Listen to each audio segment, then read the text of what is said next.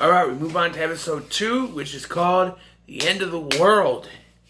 The Doctor takes Rose to the future, 5 billion years into the future, to the year 5.5-Apple-26. That's a year. And to where the world is going to end. They're on some space station that's protected, and the world is going to end because the sun expands and the world is going to engulf the world.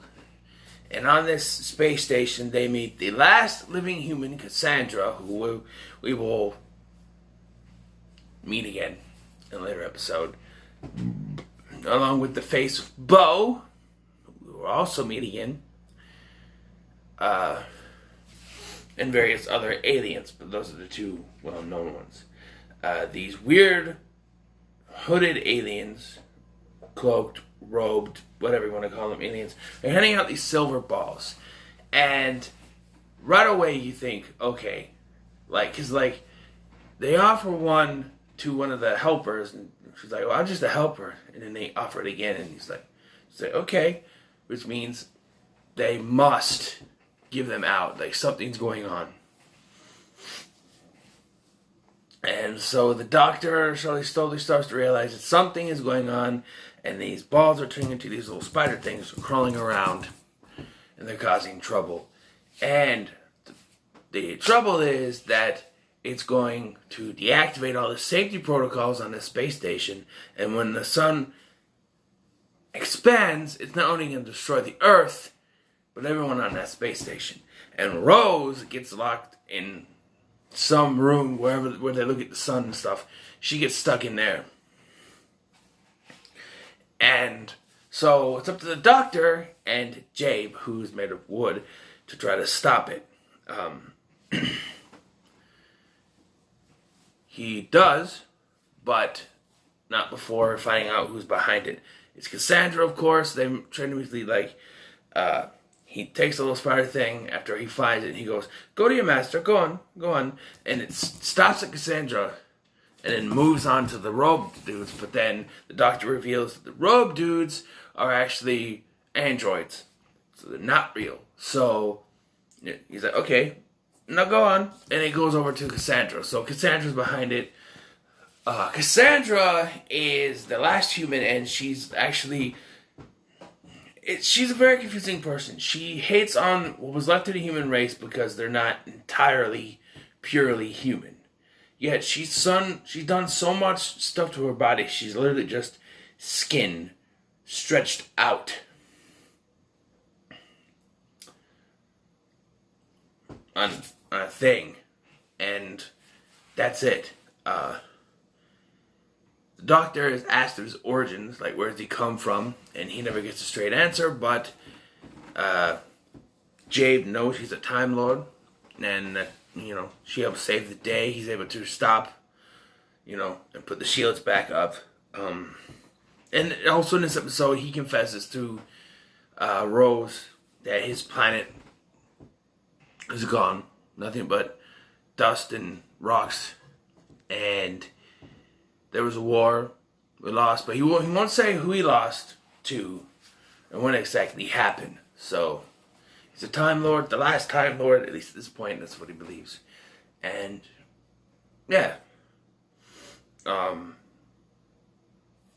was a really dark moment where you know that the Doctor is still conflicted by what happened in the Time War, that he's still, he questions his consciousness, his conscience, to the point where, like I mentioned in the previous episode, he gave the nesting consciousness a chance, and it didn't work out.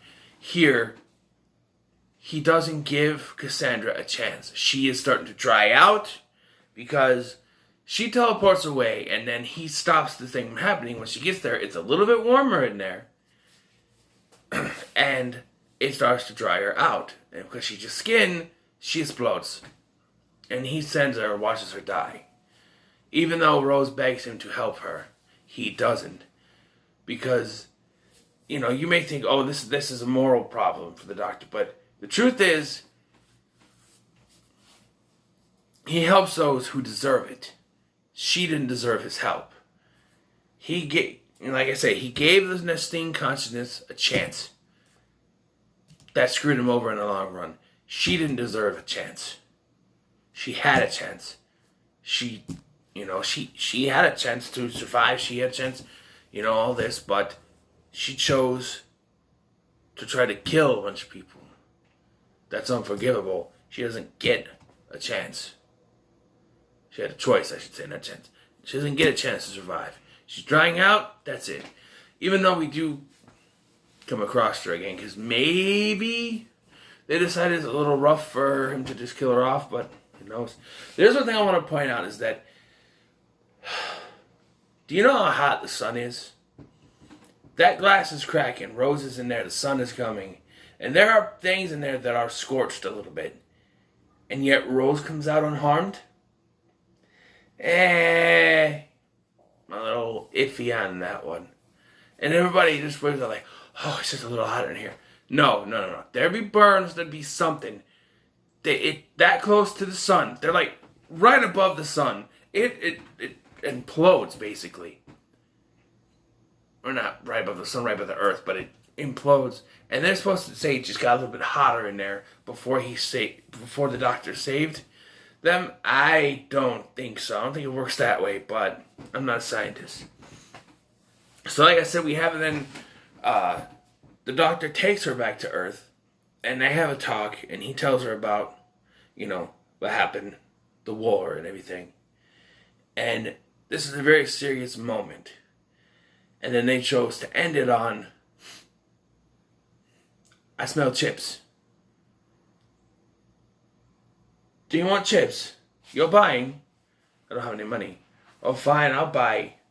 It's just like that very serious moment, and then chips, which are French fries, of course, but in England they still call them chips. I get it. You don't want it to be too serious, but you got a doctor who, during a very serious moment, smiles and says, "Fantastic." To which even one of the characters goes, "I fail to see how that is fantastic, Doctor." It's just, I think what they were trying to do is that Christopher Eccleston's Doctor is kind of in between serious and funny, because he has to be. He has to keep a smile on his face because he knows there's no one left for him in this world. And then he meets Rose Tyler and he realizes he's got a companion, he's got a friend, and maybe he's got a new life, And maybe that makes him smile. Because when he first meets Rose in the first episode, he's very serious. And he's ready to leave her right away. And then he comes back and he's not done and he meets her. And then he's willing to ask her to come with him. And she does. And he's serious at times and he's funny at times. And it works for what they're trying to portray with this character, where he's trying to move on after the rest of his race is gone, but he still knows it's there. It works. It really does. But yeah, so that's basically my review. Decent episode. It's really first time I really paid attention to this episode, to be honest. I sort of remember from before, but yeah, pretty good. So I'm trying to limit how many episodes I do a day because I don't want to binge watch. Well, I can sit and binge watch Doctor Who all freaking day if I want to, but I have to stop, get up, do a review, sit back down, watch another one, get up, do a review. You know what I mean?